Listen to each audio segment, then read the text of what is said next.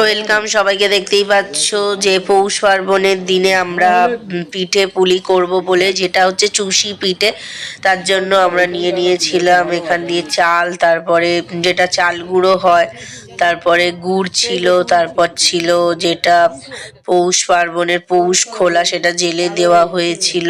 এগুলো সবকিছু করা হয়েছিল এবং ঠাকুরকে এটা বানিয়ে যে চুষি পিঠে বানানো হয়েছিল, বা অর্থাৎ চুষির পায়েস। তোমরা তো অনেকেই জানো। তো এটা খুব সরু করতে পারিনি, যতটা পেরেছি চেষ্টা করেছি। তো এইভাবেই করা হয়েছিল, কিন্তু এইভাবে যে দুধ ঢেলে দেওয়া হলো। তো প্রথমে কিন্তু আগে ঠাকুরকে দেওয়া হয়েছিল, তারপরে কিন্তু আমরা খেয়েছিলাম। তো এই যে তৈরি হয়েছে, খুব সুন্দরভাবেই হয়েছে। এলাচ সব কিছু দিয়ে পায়েসের মতো করে তৈরি করা হয়েছিল। এই যে রেডি হয়ে গেছিলো, এই যে দেখো বাটির মধ্যে নিয়ে দেখাচ্ছিলাম। তারপরে এই যে দেখো এখানে ঠাকুরকেও কিন্তু ধরে দেওয়া হয়েছে। তো সেই প্রসাদটাও আমরা গ্রহণ করেছি। দেখো খুব সুন্দর লেগেছে, কিন্তু খেয়ে দেখলাম দারুণ টেস্টি হয়েছে। তোমাদের কার